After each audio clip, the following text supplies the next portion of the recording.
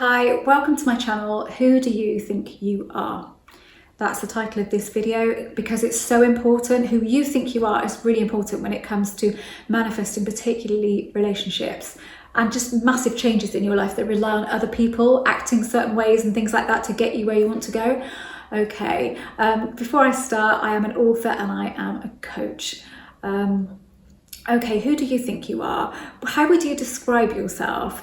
Set yourself some time, write down exactly how you would describe yourself. If you're sort of outside looking in at you, how are you? What is it? What you think makes up you? And be just completely honest. So good stuff and bad stuff. So everything that you think about yourself, the words that you would use to describe yourself.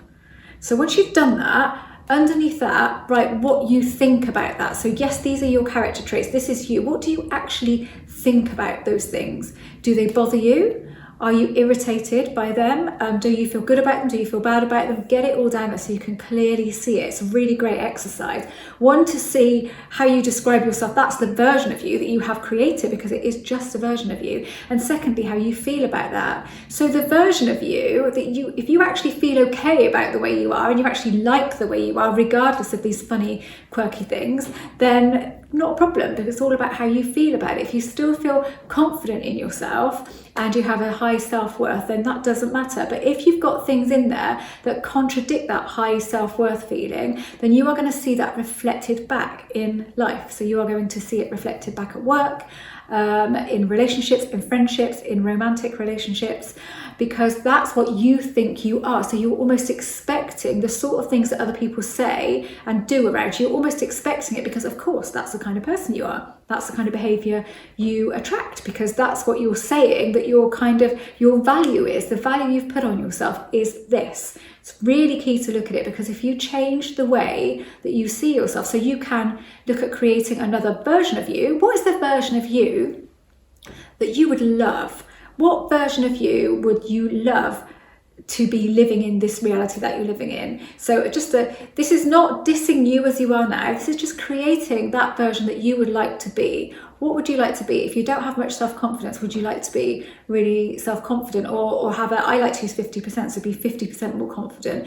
If you don't feel great about yourself, would you like to feel good about yourself? If you don't like your body, would you like to like your body? All of these things. So you create the character of you that you would like to be. Now that is your intention set. This is what I want to be. I've done this. Like, I am not the same person now as I was 10 years ago. Absolutely black and white. The way that I react to things now, or don't react, compared to how I did, is like, I barely recognise myself. When I look back at myself, that person, and I have a lot of love for that person, by the way, I don't hate on that person, but she just is not me.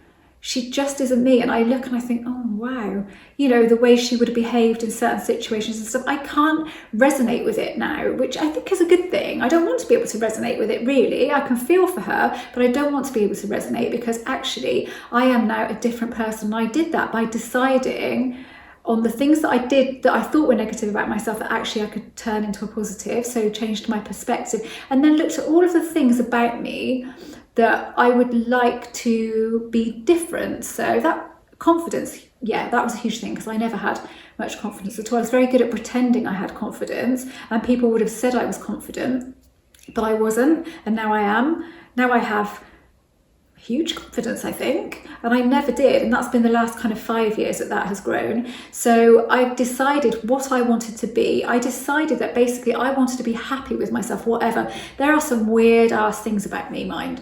There are, and I know it's a neurodiverse thing, definitely.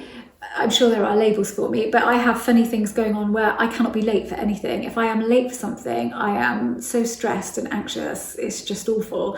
And I know it's completely irrational, so I'm just never late for anything. I kind of try, I don't want to, I could look at changing that, but to be honest, I think, well, I'm never late for anyone, so I'm never going to let anyone down. I never let anyone down. I can't do anything like that.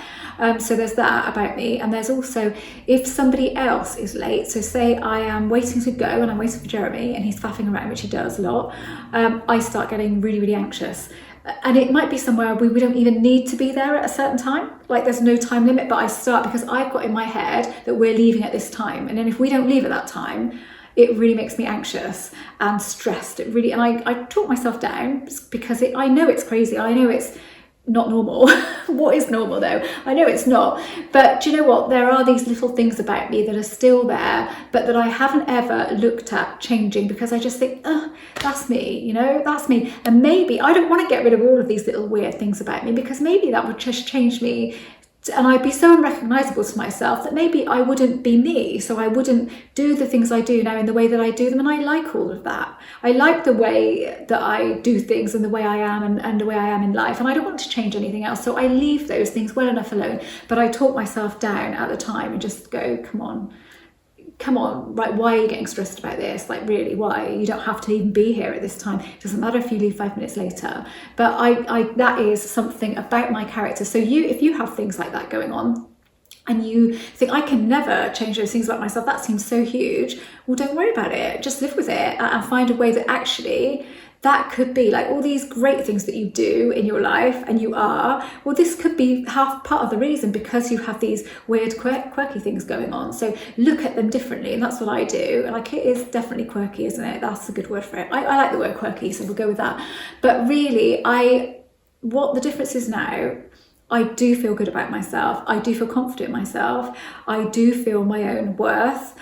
But I do not expect every single person to show me that. I don't expect that, but equally I don't expect the opposite either. So if somebody was to show me the opposite, I think, oh wow, I'd be really interested. I think, well, how has that happened?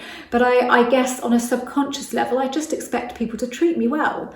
And so they do. They just do. Because I'm kind of, the value I've put on myself is I deserve to be treated like that. Everybody deserves to be treated like that, by the way.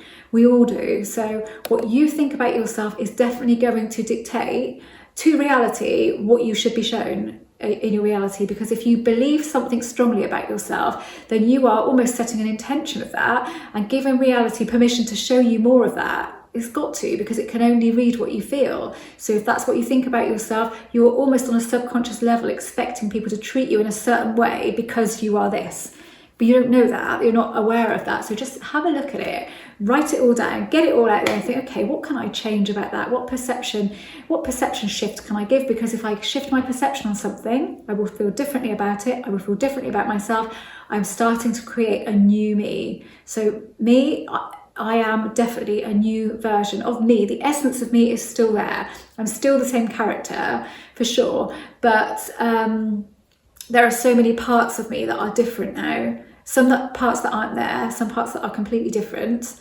And again, because I know that I can create me to be whatever I want to be. And if I truly believe that that's me now, then I'm going to see life reflected back to me, proving that that's me, because people are going to act accordingly.